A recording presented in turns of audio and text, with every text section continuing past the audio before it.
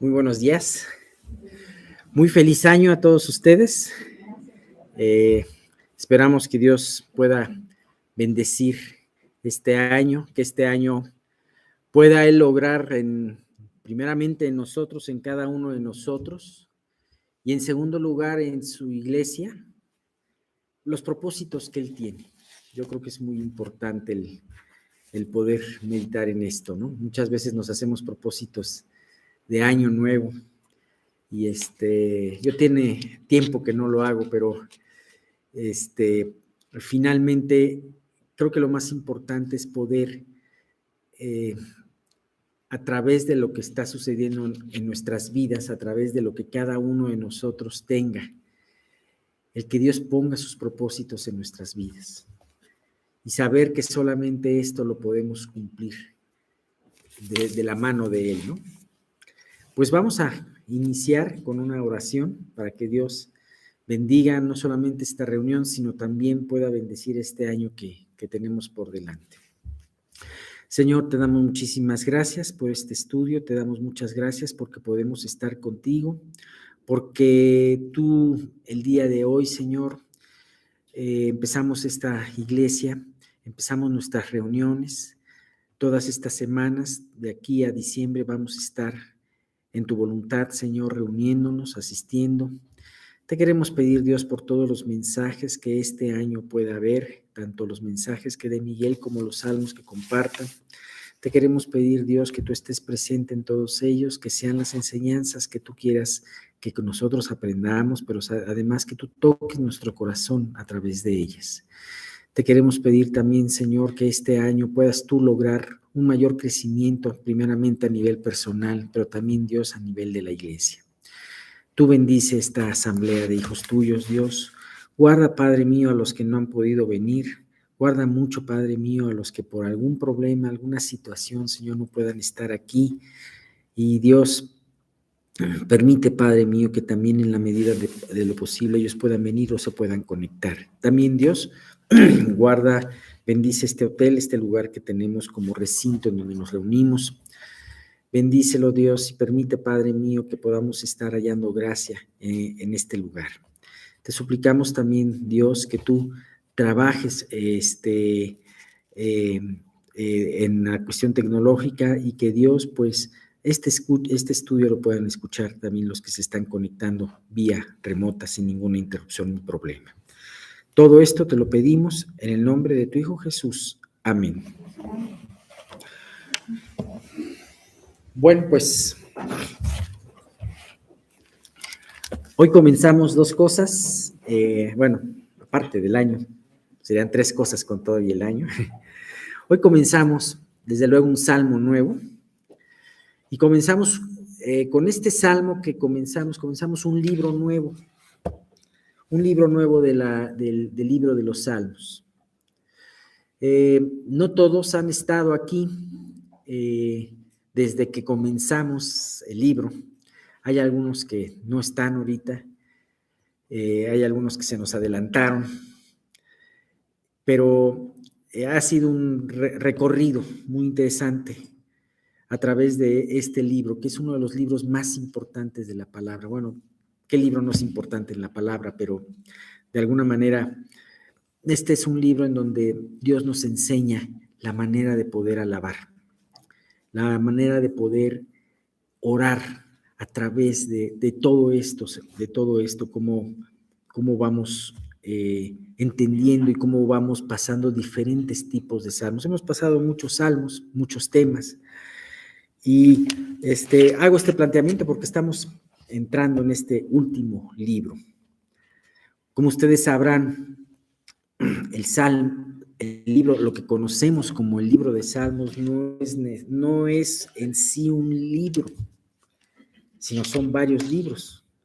Y no es en sí una obra que alguien haya escrito, sino que es tomado de escritos de varios autores.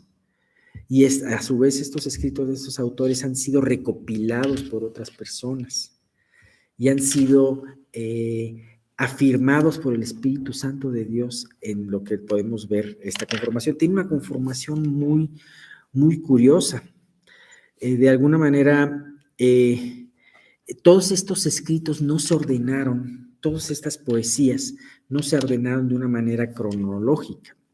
Curiosamente, tenemos un salmo de Moisés, ya lo vimos, que de hecho la canción, el himno que acabamos de interpretar, estaba, perdón, me equivoqué, no es ese salmo el 91, es el 90. Si fuera cronológicamente, podría ser el Salmo 1, el Salmo de Moisés, ¿no? Hay diferentes autores en estos salmos, como David siendo el principal autor, Asaf es otro autor, los hijos de Coré, Temán, en fin, hay algunos que son anónimos que se atribuyen a David, que lo hemos visto, algunos que son anónimos y que no sabemos a ciencia cierta. Vamos a ver precisamente en esta sección de libros, en este libro quinto, vamos a ver un salmo que es un salmo muy grande, que es el Salmo 119, que yo muchas veces pensé que era David el que lo había compuesto. Sin embargo, me encuentro con la sorpresa de que es muy probable que Esdras lo haya compuesto ese salmo, ¿no? Entonces, y así, muchas sorpresas nos vamos encontrando cuando vamos estudiando la palabra de Dios. Y algo curioso, habíamos visto desde el principio de los salmos que hay una similitud o una evocación, por así decirlo, entre los 5 libros de Salmos y los 5 libros del Pentateuco. Ajá. Así de la misma manera podemos ver que hay una evocación en el libro número 1 al Génesis, en el libro número 2 de Salmos, al Éxodo, y así nos podemos ir hasta llegar al número 5, al número 5, que es y que pues por obvias razones es una evocación al libro de Deuteronomio. Ajá. Quizás ustedes se han de preguntar, bueno, ¿en qué se asemejan, ¿no? ¿Por qué ha de ser esto, no? Y esto no solamente lo he visto en un comentario, de hecho la Biblia del Nuevo Vivir aparece esta sinopsis, y ya lo he visto también en otras instancias. Y me parece también que en estos videos que luego aparecen ahí en internet, que son muy buenos, que te explican cada libro, que les recomiendo ampliamente que antes de estudiar un libro de la Biblia pueden poner uno de esos videos de leer la Biblia, son muy buenos para entender el esquema de la palabra, ¿no? Pero bien, a lo mejor ustedes quieran repasar un poquito a qué compete o a cada uno de estos libros. Por ejemplo, en Génesis, ¿qué trata Génesis? Creación, humanidad, la creación de la humanidad, la caída del pecado y la redención. Y el libro 1, de alguna manera, hay salmos que evocan y describen a nosotros como criaturas bendecidas, pecadoras y redimidas. En el libro 2 del Pentateuco, Éxodo, se relata la esclavitud y la liberación de Israel. Y en el libro 2 de los Salmos hay muchos salmos que nos describen a una nación en ruinas y luego restaurada, y no solamente como nación, sino también como persona. Recordamos que en este libro 2 está el famoso Salmo 51, que nos habla de una persona que está restaurando su relación con Dios, pidiéndole misericordia y perdón.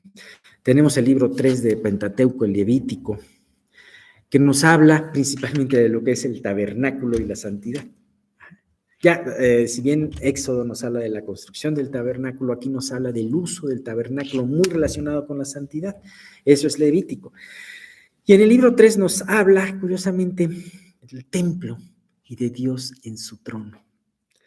Se acordarán que en el libro 3 está uno de los salmos más bellos, el de Asaf, el 73, en donde este hombre, atribulado por lo que veía alrededor, va al templo, a la presencia de Dios, porque él era un hombre que podía estar ahí, y Dios le hace entender y le hace poner sus ojos, su vista en las cosas de Dios, y empieza a entender que el malo no es prosperado porque Dios quiere, sino el malo está a punto de resbalarse, ¿no?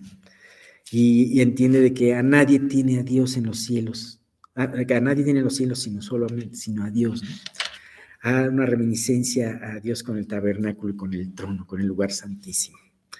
En el libro 4 de Números se nos habla ya de un Israel liberado y es una relación de Dios con las naciones vecinas. De alguna manera tenemos muchas situaciones en cómo las naciones vecinas ven y tratan al pueblo de Israel y con eso cómo ven a Dios, al Dios de Israel. Y tenemos en el libro 4 una relación del reino soberano de Dios con las naciones del mundo, ¿no? Ajá. Estábamos viendo precisamente mucho cómo estos últimos 2 salmos de mucha alabanza es ese testimonio de Israel. Fíjate, qué curioso, termina en el Salmo 105 y en el Salmo 106, termina con ese testimonio de Israel delante de las naciones de Canaán, delante de Egipto y delante de las naciones de Canaán. Si ustedes recordarán estos 2 salmos que los acabamos de ver, ¿no? Bien, finalmente llegamos al libro 5. Curiosamente, el libro 5 es el libro más largo de todos. Y si es más largo, no le hagas. Bueno, pero creo que lo estamos disfrutando mucho, ¿no? Libro 5 es el más largo y está escrito en su mayoría, la mayoría de los salmos pertenecen a David. Una vez más, retomamos otra vez la mayoría de los libros de David, ¿no? Y este nos evoca al libro, el libro 5 del Pentateuco, que es el Deuteronomio. Y así como el Deuteronomio, en ese discurso que Moisés da al pueblo de Israel, hace un énfasis en Dios y en su palabra. Acuérdense ese versículo precisamente de Deuteronomio 6:9, es 6:9 en donde aparece, y estos mandamientos que te doy hoy, los tendrás en tu casa. Los pondrás y los grabarás en los dinteles de tu casa. Hablarás con tus hijos de ellos. Ajá. Hablarás cuando salgas en la calle, cuando regreses. Y de esta manera, este salmo, este libro número 5, nos hace un énfasis en la alabanza directa a Dios y en la gratitud por su palabra. Fíjate que curiosamente es uno de los libros que más, el libro 5 de Salmos, es el libro que más, podría decirle que es el que más salmos de alabanza tiene. Ajá. Y bueno, perfectamente podemos ver todo esto. Fíjate que hay varios comentarios muy interesantes de los salmos que van a venir en este libro número 5. Ajá. Podemos ver que en su mayoría, como yo dije, son salmos de alabanza. Podemos ver, inclusive tú me dirás el 137, que ya llegaremos a él. Dice, el 137, ¿cómo es eso de que aventurado el que arroja a tus hijos a las piedras? No, dice, el que estrella a tus hijos en las piedras, ¿no? Dice, va a ser difícil de explicarlo, eso nos tiene que guiar, pero de alguna manera también habla de la alabanza ese salmo, porque es un salmo en donde dice, ¿cómo voy a poder alabar?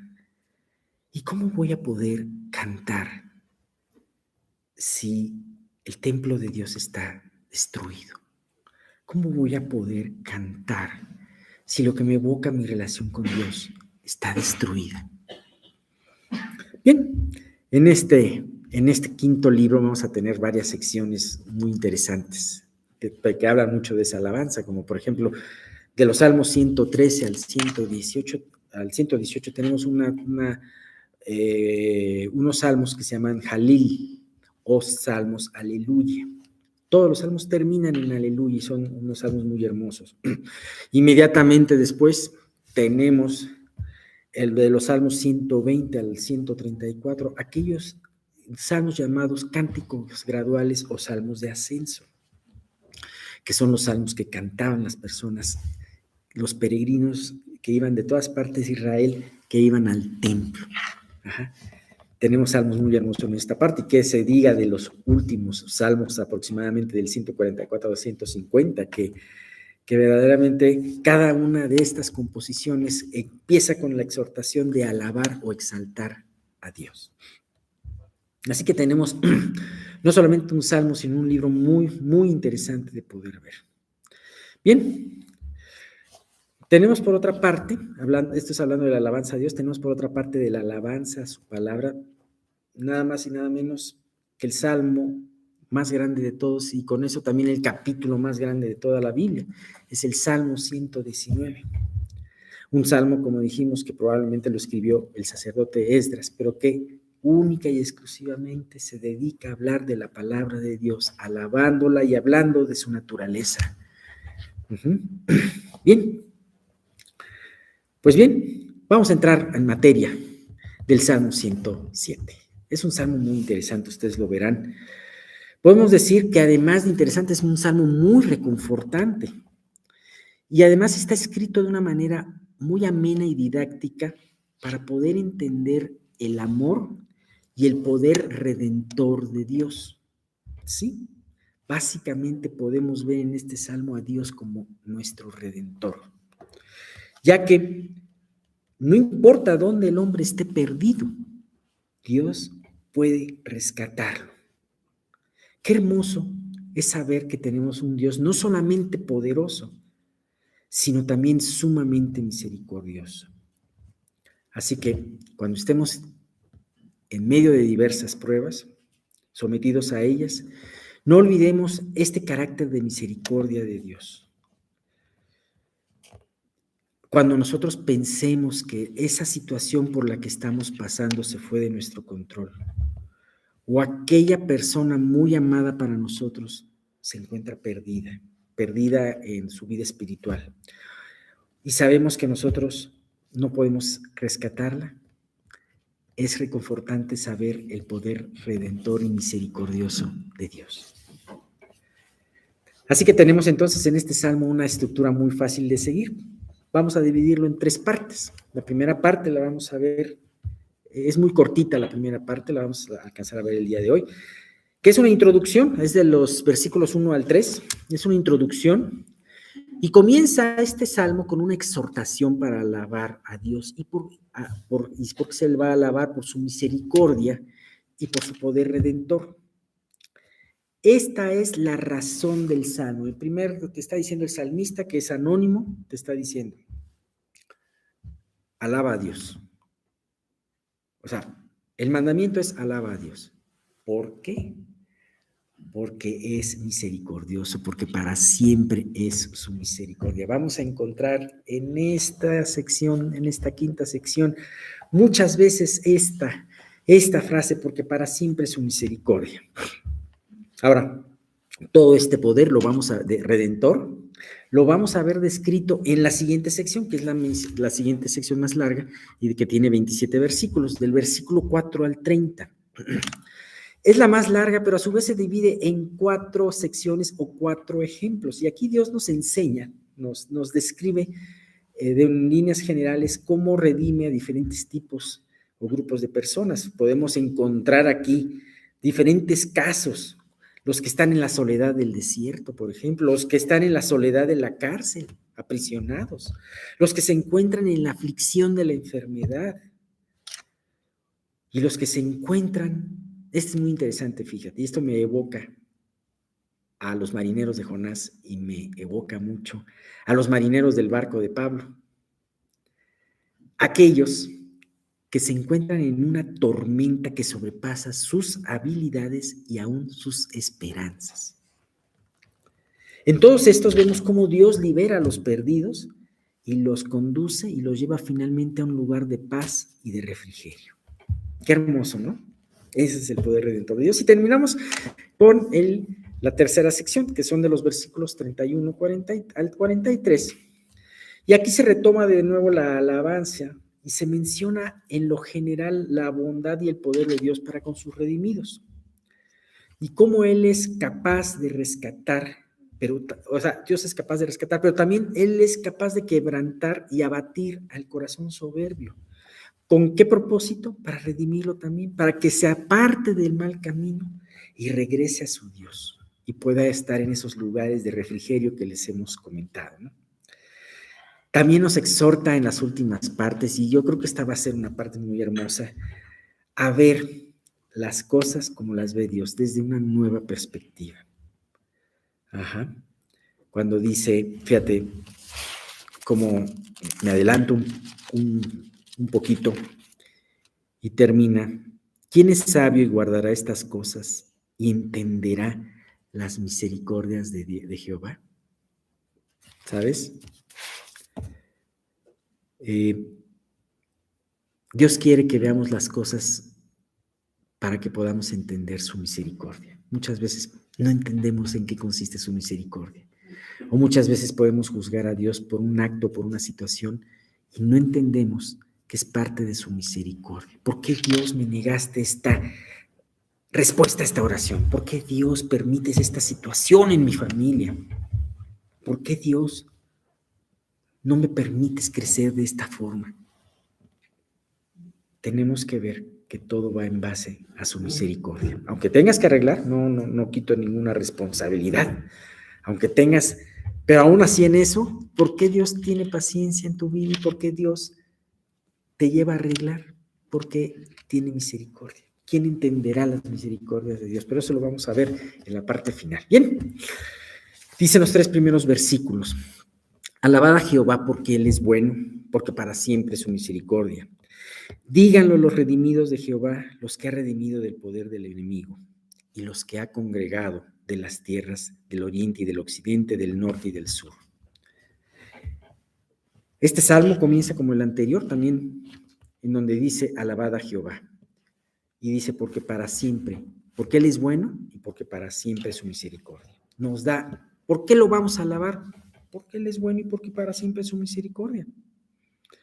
¿Sabes qué punto tan importante es este?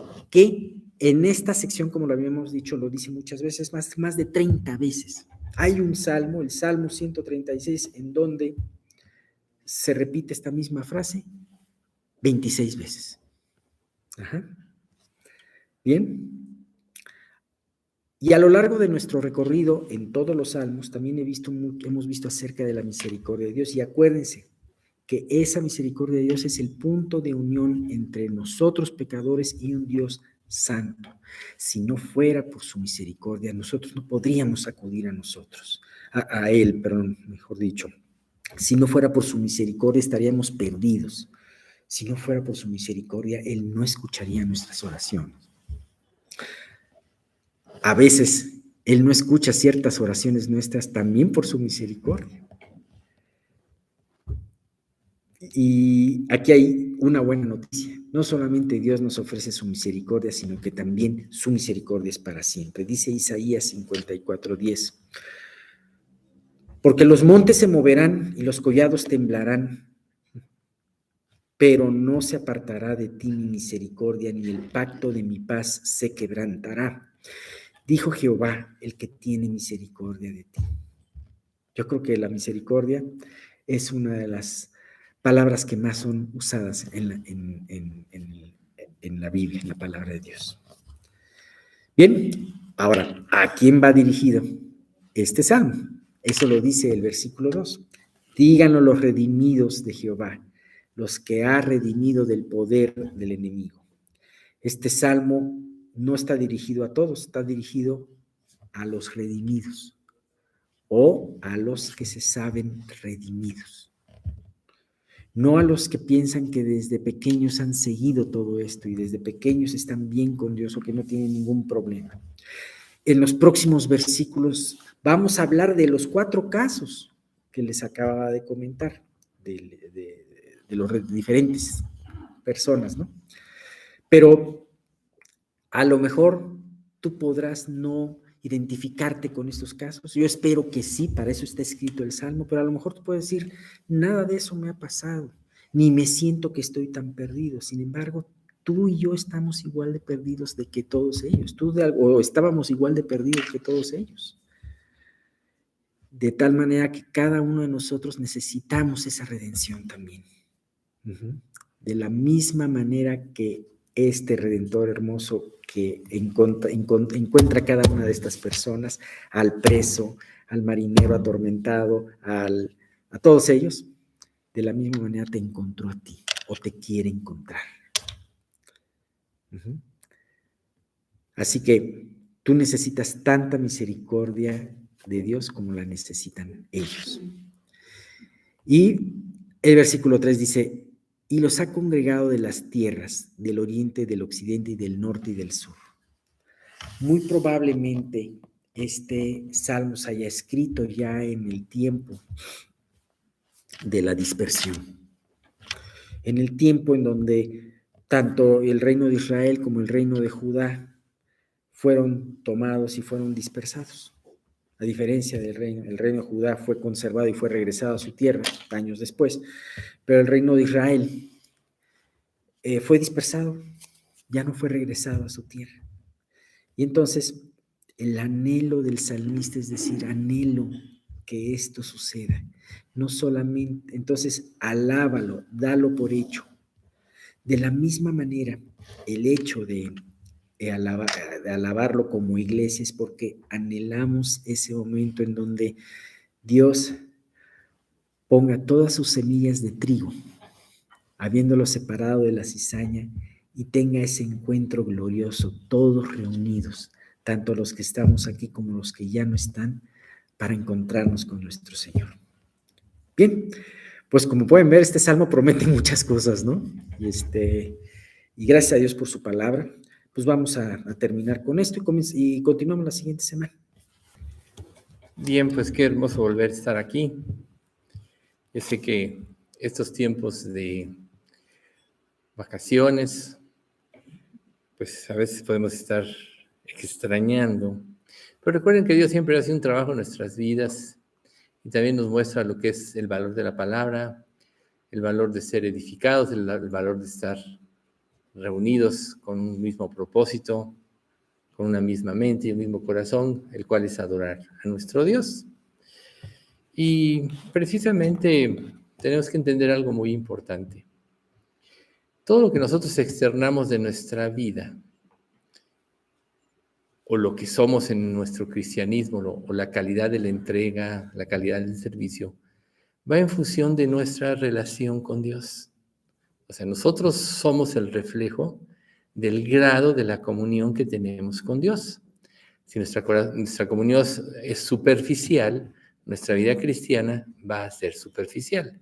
Si verdaderamente profesamos una entrega, vamos a ser como Cristo y vamos nosotros a experimentar muchas cosas como muchos hombres de Dios a lo largo de los años lo demostraron.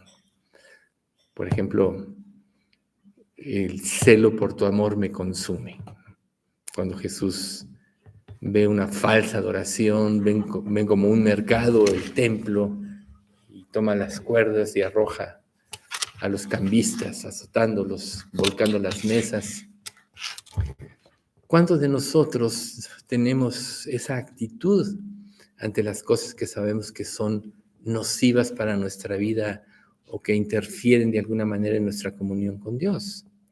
Entonces, nuestra parte, y ese es lo hermoso de la introducción de cada de los himnos que se ponen al principio en medio, es precisamente preparar nuestro corazón para que las enseñanzas verdaderamente penetren hasta lo más profundo y remuevan lo que hay adentro. Recuerden que hay muchas cosas que nosotros reprimimos, hay muchas cosas en las cuales nos rebelamos y no queremos cambiar. Y todo esto es porque no tenemos la suficiente comunión con Dios o no intimamos tanto con Él. Entonces, parte de nuestra vida cotidiana debe tener como propósito prioritario el tener tiempos donde podamos experimentar esa comunión con Dios, porque esa comunión es lo que nos va a ubicar en nuestra posición ante Él, a ubicar en la razón por la cual estamos nosotros en este mundo y cuál es el propósito de Dios para nuestra vida. En el libro de Jeremías 7:5 dice, pero seré misericordioso únicamente si abandonan sus malos pensamientos y sus malas acciones y comienzan a tratarse el uno al otro con justicia. Y esto precisamente vino como resultado del enfriamiento del corazón de Israel. Israel tuvo buenos tiempos, hizo grandes proezas cuando estuvo bien en su relación con Dios, pero tristemente causó vergüenza a Dios, puso en entredicho su nombre cuando ellos se desviaron, se dejaron influir por las filosofías de este mundo, por una falsa adoración, dejaron de depender de Él y su vida se convirtió en un caos. Entonces quizá tú deberías de preguntarte ahorita, que estás aquí sentado, escuchando, ¿cómo es tu vida? ¿Realmente tu vida representa un fruto apacible de justicia o tu vida es un caos? ¿Estás reposando en las promesas del Señor o vives en un temor constante del qué será, del futuro? Pues todo esto va a depender de la seguridad que obtengas y esta será producto, reitero, de tu relación con Dios. Si estás en comunión con Cristo, no habrá problema que se te presente. Sabrás que Dios está por ti y que Él te ayudará a salir adelante. Si no estás en esa comunión íntima, entonces los problemas te agobiarán, tendrás incertidumbre, surgirán temores y vivirás así. Y entonces podrías caer en la trampa que cayó Israel. ¿En qué trampa cayó? Buscar ayudas fuera de Dios. Uno de los problemas de la caída de Israel fue que empezaron a buscar ayuda fuera del Dios poderoso que ya les había dado testimonio sacados de Egipto, que los había sostenido, que le había dado la victoria a Josué, a entrar en la tierra prometida. Pero su entrega no fue real. Hubo reyes, buenos reyes, como Ezequías, después como Josías, que trataron de rescatar al pueblo, de volverlo a su Dios, pero ya su corazón estaba endurecido. Entonces, precisamente, cuando el corazón está endurecido, ya repele la palabra de Dios, repele las enseñanzas, porque no está dispuesto a someterse a lo que Dios le está mostrando que debe hacer. Dice la palabra que las religiones humanas realmente no tienen ni pretenden tener un compromiso con Dios. Porque el compromiso con Dios te lleva a la entrega y a la sumisión a Él. Entonces, el hecho de venir a la iglesia con motivos equivocados, de celebrar la cena del Señor, etcétera, sin la intención de adorarlo y glorificarlo, es como una adoración hueca y vacía. ¿Ustedes creen que cuando el Señor Jesucristo vino a este mundo y empezó a confrontar a los fariseos, a los saduceos, etcétera, ellos pensaban que estaban mal? Por supuesto que no. Ellos pensaban que el que estaba mal era Jesús, porque su corazón estaba tan endurecido, porque ya su mente estaba inundada de sus propios conceptos y de la influencia de las naciones vecinas, que ya naturalmente repelían la verdad. El ser humano, nada nos cuesta de trabajo revelarnos y repeler la verdad, pues nuestra mente está condicionada a esto. Pero si nosotros realmente nos sometemos a Dios, lo buscamos de corazón, buscando su voluntad y querer hacerla, realmente la palabra va a cobrar vida, los momentos de adoración van a ser los más hermosos, los más anhelados, y nos podemos gozar en Él. Dicho todo esto, como introducción a este estudio, recuerden que todavía no terminamos con los dones. Y precisamente Dios, dentro de su guía, nos llevó a profundizar bien en todo esto. No nada más para tener un conocimiento respecto a la diversidad de dones, sino para profundizar en la doctrina. Una de las cosas que nosotros necesitamos en nuestra vida cristiana es doctrina, para poder aprender a rechazar el pecado, para poder confrontar el mal, para poder alejarnos del pecado o zafarnos del pecado. Recuerden que este mundo va a ejercer presiones ascendentes en nuestra vida en la medida que Satanás va tomando el control. y que tú, si quieres vivir tu vida cristiana, serás ridiculizado, serás menospreciado, serás hecho a un lado de tus mismos amigos, de tu familia, etc. Pero si es por amor de Cristo y tu comunión es con Él, definitivamente sabrás a dónde vas. Pero si no tienes firmes tus convicciones, toda esa influencia va a hacer un estrago en tu vida, porque te va a llevar a dudar. Por eso es tan importante que dentro de lo que la palabra de Dios nos dice aquí, nos dice, es esta parte de Efesios 4:8 que dice, por lo cual dice, subiendo a lo alto, llevó cautiva la cautividad y dio dones a los hombres. Hoy nosotros estamos viendo aquí la victoria de Cristo. El Dios hecho hombre, quien renunció a ser Dios y nunca quitó su mente, su vista de los propósitos de Dios o del propósito de Dios. Tuvo pruebas más que nadie, tentaciones más que nadie, ya que en él se ejerció todo el poder del mal para tratar de desviarlo.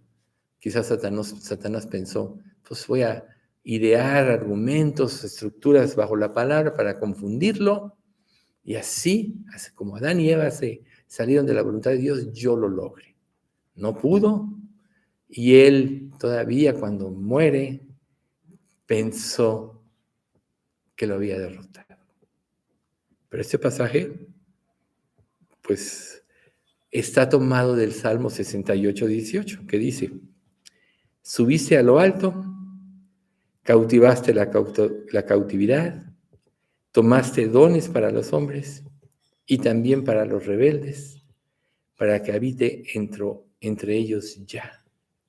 Entonces, en esta victoria, Cristo recibió el derecho de conferir dones. No nada más va a ser, y ya lo es espiritualmente, el gobernante de todas las cosas, pronto va a tomar ya su posición física, viniendo a la tierra a gobernar para siempre, va a ser la tierra un Edén, y después ya cuando Dios traiga cielos nuevos y tierra nueva, después del milenio va a ser una comunión y una tierra perfecta, donde Dios será el que habite entre su pueblo y el que sea la luz de las naciones, etc. Pero aquí, este salmo, y esto que se tomó en Efesios, es un himno de victoria. ¿Quién de nosotros podría decir, yo he tenido victoria? Quizás estamos luchando contra el pecado, cuando te sometes a Dios, te niegas a ti mismo y tienes victoria y sientes la liberación, eso es algo hermoso. Porque cuando tú tienes una victoria en Cristo, esto te motiva a tener más comunión con Cristo. Cuando tú tienes una victoria en Cristo, esto te motiva a entregarte más, te motiva a consagrarte más, te motiva a dejar con mayor fuerza la influencia y las cosas de este mundo que pueden estar presionándote, ¿sí? Entonces, David, en este salmo, él lo está exponiendo sobre la victoria que tuvo sobre esta ciudad de los jebuseos que se llamaba Jerusalén. Sabemos que estaba bajo posesión y un día ellos dijeron, nadie va a poder tomar control de esta ciudad. Y a final de cuentas, David derrota, luego lo hace prácticamente, llega a ser formar la capital después de aquel censo de donde se aparece el ángel en el monte Moría, precisamente es en este lugar donde, por eso es Sion es Jerusalén, la ciudad celestial, la ciudad de Dios, y aquí empieza, ¿no? Entonces, aquí cuando Cristo vence, se le transfieren estos atributos de victoria, diciendo, venciste y rescataste. Dice en 2 Corintios 2, 14 al 16. Así que, gracias a Dios, quien nos ha hecho sus cautivos y siempre nos lleva en triunfo en el desfile victorioso de Cristo. Ahora nos usa para difundir el conocimiento de Cristo por todas partes, como una fragancia perfumante. Nuestras vidas son la fragancia de Cristo que sube hasta Dios. Pero esta fragancia se percibe de una manera diferente para los que se salvan y para los que se pierden. Para los que se pierden, somos un espantoso olor de muerte y condenación. Pero para aquellos que se salvan, somos un perfume que da vida. ¿Y quién es la persona adecuada para semejante tarea? Para poder entender el contexto de esto, podemos irnos un poco a la historia, al pueblo romano. Cuando el ejército romano tenía una victoria, llegaban y entraban a Roma en un desfile de éxito, los generales, e inclusive esparcían una especie de incienso, y era algo muy hermoso porque el triunfo de Roma les daba honra y honor a todos los que habían participado en las batallas, y de acuerdo a los logros era la exaltación. Pero en estos desfiles también estaban incluidos los derrotados, los que tomaron prisioneros. Entonces ellos entraban a este lugar sabiendo lo que les esperaba. Iban a ser maltratados, iban a ser esclavos, muchos de ellos iban a ser muertos. Entonces de ahí toma esta analogía el apóstol Pablo: olor de muerte para los derrotados, olor de vida para los victoriosos. Y así es esta vida. Los que estamos en Cristo, ya en Cristo obtuvimos la victoria más grande. Y cuando compartimos la palabra de Dios con las demás personas, siempre vamos a ver este tipo de reacciones. Personas que no soportan escuchar el Evangelio, que nos pueden aún agredir, insultar, y personas que tienen esa hambre y sed que Dios llama, que la toman con regocijo y se agarran de ella, ¿no? Entonces, en este desfile triunfal, el general romano exhibía sus tesoros. Entonces aquí Pablo toma esta analogía para que nosotros podamos comprender, bueno, para que en ese entonces pudieran comprender, pero viendo este concepto podemos comprender por qué Jesús se le habla de esta manera. Venció al diablo, venció a todas las fuerzas y liberó a todos aquellos que pusieron su confianza en él, desde el pasado hasta los últimos tiempos, hasta que se conforme la iglesia y se destine quiénes serán salvos. Y ya después de 1000 años también habrá personas que tengan que definirse. Por eso Dios suelta a Satanás al final de los 1000 años para que se defina quién es de Dios y quién no. Porque va a ser tan difundido la palabra de Dios y todo va a tener relación con Dios que no se va a notar quién puso su fe y su esperanza en Cristo de los que nazcan en esa época, de los que entren al milenio. Pero aquí esto a nosotros nos debemos de cuestionarnos.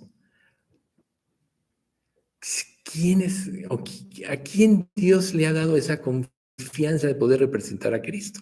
Pues precisamente a su iglesia, a nosotros los creyentes. Y no nada más nos dio el Espíritu Santo, la regeneración, nuevo corazón, la mente de Cristo, etcétera, sino que además nos dio dones para que le pudiéramos servir.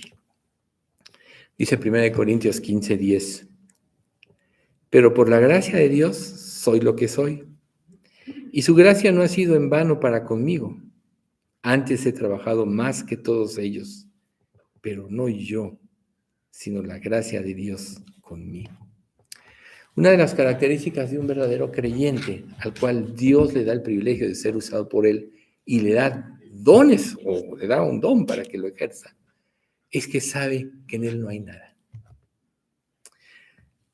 La naturaleza humana de sí tiende a robarle la gloria a Dios. La naturaleza humana quiere el reconocimiento, quiere las glorias que le pertenecen a Dios. Pero el verdadero creyente sabe que en él no hay nada.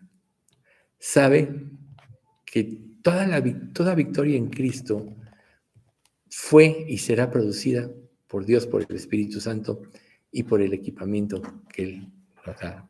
nos ha dado. Por eso Pablo dice esto, más no yo. He trabajado más que todos, lo sabemos. Desde el momento en que Dios lo llama en el camino de Damasco y prácticamente le muestra la salvación y le da una nueva vida, usa toda su energía, toda su mente y toda su vida para servir a Dios, nos consta. Segunda de Corintios 3:5 dice, no que seamos competentes por nosotros mismos, para pensar algo como de nosotros mismos, sino que nuestra competencia proviene de Dios. Entonces, mientras más crezcamos en nuestra relación con el Señor, más vamos a tener claro que si hay una victoria, fue porque Dios la produjo. Que si hay una transformación en nuestra vida, fue porque Dios nos dio la fuerza para hacerlo. Que si tenemos pruebas, aflicciones en esta vida, es porque Dios nos está purificando y limpiando para que le seamos más útiles. La Escritura dice en Juan, ya vosotros estáis limpios por la palabra que os he hablado. Pero también dice la Escritura que todo pámpano que en él lleva fruto, él lo limpiará para que lleve más fruto. Y a veces se nos olvida esta parte de la Biblia. Por eso tenemos que estar sometidos a diversas pruebas en nuestra vida. Porque Dios quiere purificarnos y limpiarnos, quitar todas las asperezas, así como se purifica el oro y la plata ante un calor intenso.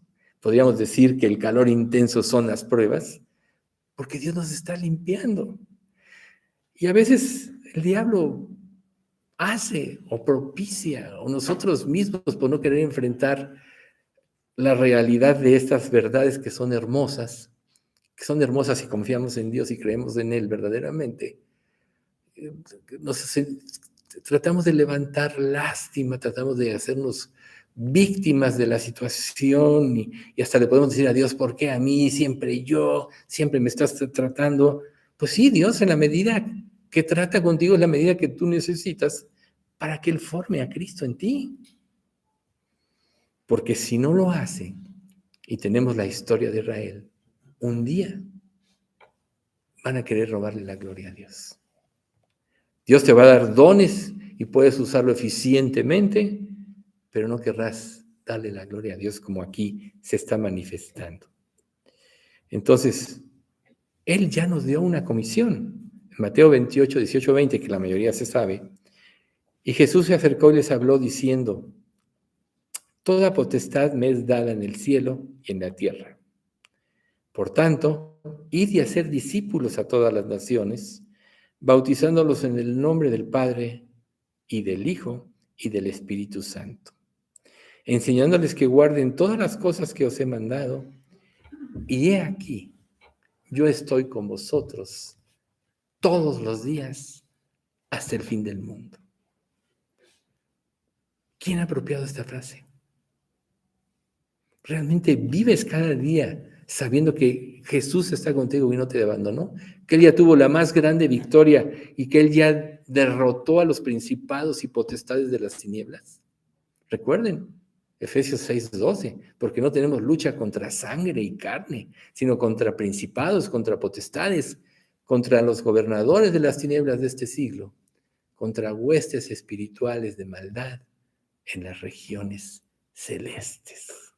Y como hemos dicho, tenemos un enemigo que no vemos, que es más inteligente que nosotros y que no sabemos por dónde nos va a atacar. Por eso Dios nos da más adelantito en la armadura divina el escudo de la fe. Precisamente todo lo que Dios empieza a hacer en nuestra vida, desde el momento en que nosotros nos arrepentimos, creemos y le entregamos nuestra vida a Él, es fortalecernos para vencer. Si tuviéramos esto en mente cada día, veríamos la vida de una manera diferente. La veríamos en la dimensión correcta, desde el punto de vista de Dios. Recuerden, alzad vuestros ojos a los cielos y mirad abajo a la tierra. Isaías 51:6. Así es como debemos de vivir. viendo las cosas a través de lo que Dios nos revela en la palabra, a través de la victoria de Cristo. Y por supuesto que el Espíritu Santo que Dios nos dio es el que nos va a capacitar para hacer todo esto. O sea, Jesús dice, os conviene que yo me vaya, le decía a sus discípulos, porque si no me fuere, no os enviaría el Espíritu Santo. Pero si se envió el Espíritu Santo, Él estará con ustedes. Por eso es que el sello de la salvación verdadera es el Espíritu Santo. Ese es el sello. El que no tiene el Espíritu no es hijo de Dios y no va a poder obtener la victoria nunca. Porque no hay quien le ayude, porque no tiene la voluntad, porque tiene una mente reprobada y que está en contra de Dios. Por eso tenemos que ser regenerados. Y por eso dentro de este estudio, claramente vimos que primero Dios cambia el corazón y luego viene el arrepentimiento y la fe. Porque como un muerto puede responder a la palabra viva de Dios. Eso es algo que nosotros ahora tenemos claro. Por eso yo les hablaba de la doctrina. Entonces, si Dios es el que nos está capacitando y creemos en ello, entonces nuestra vida debe tomar un sentido diferente a lo que vivimos y experimentamos, o a la situación en la que estamos. ¿No es acaso común que estemos inconformes de acuerdo a nuestra situación? Aún Dios puede traer grandes bendiciones a tu vida, pero si no está en el medio de esto, ni siquiera las vas a poder apreciar. ¿Ustedes creen que Israel, después de que se empezó a desviar, apreciaba lo que Dios les había dado en la tierra prometida? Claramente Dios le dijo, ustedes no sembraron los árboles, no construyeron las casas que llegaron a habitar, no cavaron los pozos de donde sacan agua. Les di una tierra que fluye leche y miel para que llevaran y tomaran posesión de ella. ¿Qué hicieron? Nada. Pero después se envanecieron, se salieron de la voluntad de Dios y perdieron la capacidad de disfrutar lo que Dios les daba. Es común que un creyente pueda recibir una bendición y es correcta esta lo quebrante. Pero generalmente, cuando estamos en pruebas, no nos gusta. Y vemos pues el ejemplo de varios en la palabra de Dios, como Asaf, como Jeremías, que no entienden su situación hasta que Dios les muestra. Precisamente, acabo de compartir estos dos pasajes de Jeremías que dice, me sedujiste y fui seducido. Más grande fuiste tú que yo y me venciste. Más adelantito dice, porque Jehová se levantará delante de mí como poderoso gigante. ¿Sí? Jeremías 21, 6 y 11. O sea, Dios se levantará como poderoso gigante. ¿A qué Dios tenemos? El dueño del universo, el que crió todas las cosas, el que tiene potestad sobre todo. Ese es nuestro Dios. Pero ¿de qué tanto estás consciente de ello? Por eso yo les decía en la introducción del estudio que la calidad de nuestra vida cristiana va en función de nuestra relación con Dios, de nuestra intimación en nuestra relación con Él. ¿Ustedes creen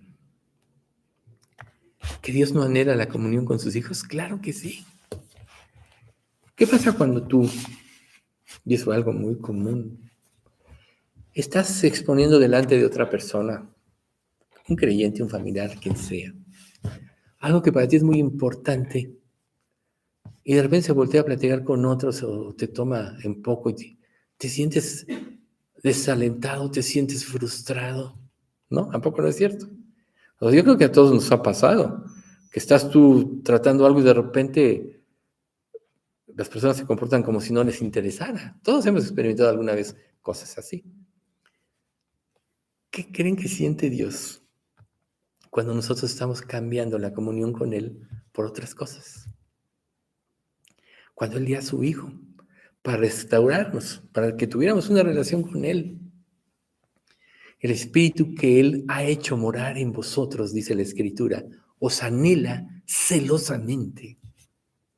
¿Qué más quieres que Dios te diga? Y sin embargo, le debemos todo a Él, y no nos comportamos como si se lo debiéramos. Ese fue el mal de Israel. Eso fue lo que lo llevó a caer. Primero se enfría el corazón, luego se permite el pecado, luego viene la desviación y luego la pérdida de la importancia de lo que es la comunión con Dios y su palabra. Pero el Espíritu que Él ha hecho morar en nosotros nos anhela celosamente. Quizá por eso tengamos que estar viviendo tantas pruebas y vivir constantemente en la dependencia de Él, porque tendemos naturalmente a alejarnos.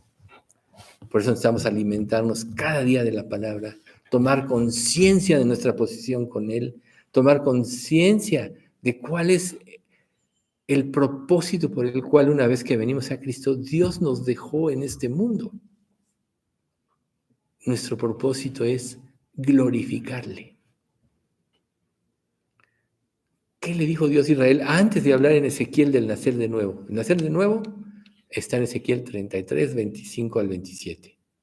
Pero en el 25, 22 dice la Escritura, no lo hago por vosotros mismos, por vosotros, oh casa de Israel, sino por amor de mí mismo, porque mi nombre ha sido blasfemado por causa de vosotros entre las naciones. O sea, Dios era para que Israel lo hubiera glorificado, para que hubiera tomado el papel de evangelizar al mundo, y fracasó, aunque claro, a final de cuentas la promesa era en Cristo, que sí lo cumplió. Ahora la iglesia tiene este llamado. ¿En qué estás distraído? ¿En qué has perdido tú la pista? Que no vives por eso. Tú ya tienes la salvación. Si no te interesan los demás, estás perdido. Porque es el objetivo para el cual te quedaste aquí, para que otros a través de ti o a través de la iglesia conocieran a Cristo. ¿No te interesan los demás? ¿No te interesa que la gente se esté yendo al infierno? Con los que tratas comúnmente se están yendo al infierno todos ellos. ¿No fue eso lo que llevó a Jesús a dejar su morada celestial? Bien. Entonces, profundizando un poco más en esto de llevó cautiva la cautividad, es que a través de su crucifixión y su redención, Cristo redimió a todos los salvos que antes habían sido pecadores y habían sido redimidos por Él. Dice Colosenses 2:15, y despojando a los principados y a las potestades, los exhibió públicamente, triunfando sobre ellos en la cruz. Volvemos a la escena romana, ¿no? Entran a Roma los vencedores y públicamente reciben la gloria. Ese es el sentido que aquí el apóstol quería que la gente entendiera, que la gente de ese tiempo sí entendía de qué se trataba, ¿sí? Pero lo más importante es, triunfó, pero la siguiente parte del pasaje es, y dio dones a los hombres. Te los dio para que les sirvieras, no para que te envanecieras o para que lo ignoraras. Dime una cosa. Tú puedes tener tesoros o recursos, pero si no usas de ellos o no los aprovechas, ¿de qué te sirven? Vamos a poner el ejemplo de una herramienta. Hoy en la actualidad, más que nunca, hay herramientas para todo lo que te puedas imaginar. Pero ¿de qué te sirve tener todas las herramientas si no las usas? Se vuelven obsoletas. Y así pasa con los dones que Dios nos da. Dios nos dio el don para servirle. Nos dio el don para glorificarle, ¿sí? Y gracias al trabajo que Cristo hizo en la cruz podemos obtenerlo. Entonces, menospreciar el don se traduce en menospreciar a Cristo y su trabajo en la cruz. Claro, podemos distraernos de muchas cosas y les aseguro que hay muchos distractores. Pero si el principal objetivo de nuestra vida no es el servicio a Dios para glorificarle, estamos perdimos el sentido, ¿sí? Dice Juan 7:39. Esto dijo el Espíritu que habían de recibir los creyentes, los que creyesen en él, perdón, pues aún no había venido el Espíritu Santo, porque Jesús aún no había sido glorificado, ¿sí? Antes de. Luego, Juan 14:12. De cierto os digo, el que en mí cree, las obras que yo hago, él las hará también, y aún mayores hará, porque yo voy al Padre. ¡Qué declaración tan importante! El que cree en mí, las obras que yo hago, él también las hará, y aún mayores. O sea, ¿qué quiere decir? Que en la medida que nosotros verdaderamente tomamos en serio todo lo que Dios dice y consagramos nuestra vida, nuestro ministerio se va volviendo más eficaz y le da más gloria a Dios. Hechos 2:33 dice, así que, exaltado por la diestra de Dios y habiendo recibido del Padre, la promesa del Espíritu Santo, ha derramado esto que vosotros veis y oís. Es el discurso de Pedro. Entonces, ahí empezó la iglesia prácticamente. Ahí empezó el ministerio de los apóstoles. Y entonces, ahí empezó el verdadero servicio a Dios. Por lo tanto, yo creo que tenemos que recapacitar esto en nuestras vidas y restablecer o reordenar las prioridades de nuestra vida. Quizá tengas que recordarte cada día, cada mañana. Quizá para recordarlo tengas que tener forzosamente como una convicción en tu vida, tener un tiempo devocional antes de cualquier actividad en el día. Para recordar por qué estás aquí y cuál es el objetivo de tu vida. Y no es lo mismo, salir a un día de trabajo o hacer lo que tengas que hacer, llenarte de afán y de ansiedad, que saber que tu vida tiene un propósito. No le atribuyas a Dios despropósito alguno, dice la Escritura. Si Él nos dejó en este mundo es porque tiene un propósito y nos lo está diciendo, nos lo está demostrando. Y nos está dando el privilegio de poder servirle. Porque hay otro secreto escondido en servirle. El que más aprende no es el que recibe, sino el que da. Quizá nunca habían entendido este pasaje de más bienaventurado es dar que recibir. Porque cuando tú eres un instrumento de Dios por medio del Espíritu Santo, es cuando más entiendes. Tú puedes vivir la superficialidad de tu vida cristiana porque no le sirves, solo vives para ti mismo. Y te vas a quedar en la superficie. Quizás seas salvo, quizá muchas cosas hayas experimentado. Pero hacer la palabra viva en tu vida es por medio de ejercitarla. Y ejercitarla es ir por todo el mundo y predicar el Evangelio a toda criatura. Pero para hacerlo, no es así nada más. Tienes que tener claro el destino de los perdidos. Tienes que tener claros que todos los incrédulos, los no salvos, están bajo el dominio del diablo y no los va a soltar fácilmente. Entonces a veces tendrás que tener no nada más que hablar, sino pasar horas de oración por personas que a lo mejor aparentemente empezaron bien y luego no siguieron bien. Todos tenemos este tipo de experiencias. ¿Por qué?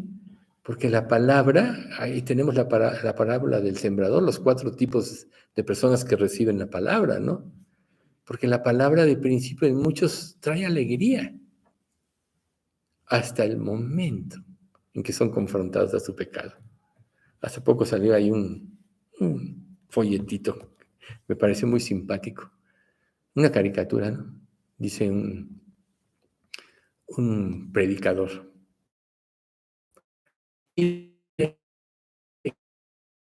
un grupo de personas. ¿Quién quiere ir al cielo? Levanta la mano. Y la segunda caricatura dice, ¿quién se quiere arrepentir? Nadie levanta la mano. ¿Quién quiere entregar su vida a Cristo? Ya se fueron todos. Está muy bueno, me pareció simpático, ¿no? Pero la verdad es muy cierto. Muchos reciben la palabra hasta que son confrontados. Y a veces nosotros como creyentes perdemos el valor de la confrontación porque no queremos que la gente se vaya o se vaya a ofender. Pero en realidad, si nosotros no somos confrontados ante el pecado, si no sabemos lo que realmente nos espera, no vamos a tener la convicción de arrepentimiento. Entonces, minimizar la fuerza del mensaje o el poder del mensaje ya hace que estemos desviados. Ya hace que estemos desviados. Digo, no será como tu vida, cómo será tu vida en relación a tu trato con los demás. A lo mejor minimiza la fuerza del mensaje para no ofender a otros, pero realmente ahí ya te desviaste. Porque si tienes claro por qué te arrepentiste, fue porque el Espíritu Santo te dio convicción de pecado. Te hizo ver tu destino sin Dios. Entonces, ¿por qué una persona se había de convertir si no tiene convicción de pecado? ¿Y qué es lo único que causa la convicción de pecado? La palabra de Dios.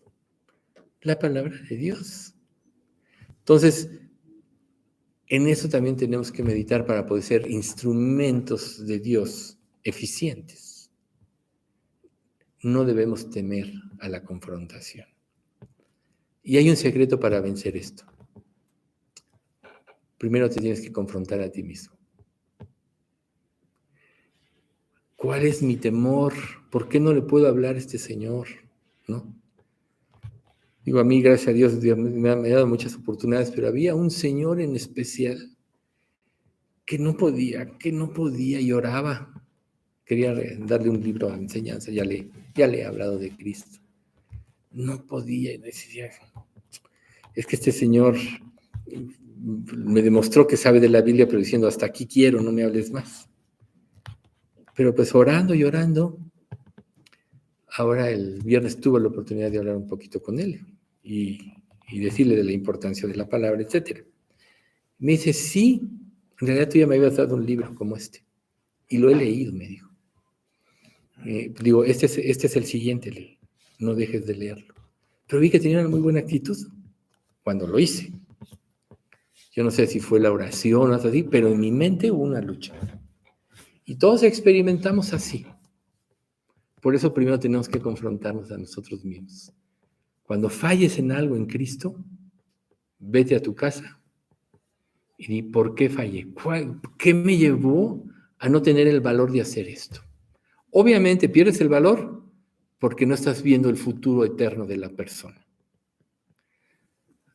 Pierdes el valor porque la persona no te importa tanto, porque quizá estás dándote demasiada importancia a ti mismo en relación de los demás. Y para servir a Dios, el que tiene la importancia es Cristo, tú no la tienes. Tú eres esclavo de Cristo. Tú ya fuiste redimido y sí la tienes para Dios, pero me refiero en el sentido de que tú ya no eres dueño de ti mismo, porque Dios te compró con el precio de su sangre. Tu vida ya no te pertenece. Si todas las almas le pertenecen a Dios, Dios te llamó para que fueras con Él y tu vida ya no te pertenece. Y si tú lo tienes claro, te va a ser más fácil servir a Cristo. Nunca permitas que un error se quede sin que tú trates con él. Un pecado, una falla, una debilidad. Siempre tienes que ir y ver cuál es el motivo por el cual fallaste. ¿Cuál es el motivo por qué no estás caminando en tu vida cristiana? ¿Cuál es el motivo por qué no estás creyendo lo que Dios dice? Y te vas a llevar muchas sorpresas, porque si eres honesto, generalmente vas a llegar a la conclusión que eres un egoísta, que no quieres dejar el pecado y que quieres vivir para ti y al final de cuentas quieres robarle la gloria a Dios. Pero recuerden lo que dijo Pablo y que acabamos de leer. pero por la gracia de Dios soy lo que soy, y antes su gracia no ha sido en vano para conmigo. Antes he trabajado más que todos, y no yo, sino la gracia de Dios conmigo. Por tanto, el trabajo en Cristo es cuando pones tus ojos en Él, tomas tu cruz y le sigues. Vamos a dar gracias. Padre bendito, te queremos dar muchas gracias por este inicio de año. Gracias, Señor, por tu palabra, por tus enseñanzas, porque tú siempre tienes muchas cosas que enseñarnos, Padre. Sabemos claramente que tu palabra es infinita en cuanto a sus conceptos y a su profundidad. Por tanto, estamos conscientes de que si creemos que sabemos algo, todavía no sabemos nada como deberíamos saberlo. Así que haz que siempre, Señor, que nos enfrentemos a tu palabra, que vengamos a un estudio como este. No nos ataque la suficiencia o la arrogancia de saber o creer que lo sabemos todo, sino que dispongamos nuestro corazón a que afirmes lo que ya sabemos y a que traigas más enseñanzas para que podamos servirte mejor y darte mayor gloria a ti. Señor, enséñanos a amarte, enséñanos a respetarte, a darte la honra a ti y a tu palabra por sobre todas las cosas. Enséñanos a vivir en ella, Señor. Danos la fuerza para negarnos a nosotros mismos por la fuerza de tu amor y que podamos, Señor, terminar esta carrera glorificándote. Bendice a nuestra iglesia, Señor. No dejamos de rogarte por la salud de todos, especialmente por la de Pati López, que sigue pasando pruebas muy, muy duras. Bendícela, fortalécela, dale fuerza. Y a todos los demás, Señor, manténnos en el centro de tu gracia. Enséñanos, Señor, a amar tu iglesia, que es tu cuerpo, y amar esta pequeña congregación, Señor, que tú has formado. No la formamos nosotros, tú la formaste y a través de los años ha subsistido, y lo único que queremos es glorificarte. Todo esto te lo pedimos en nombre de Cristo Jesús. Amén.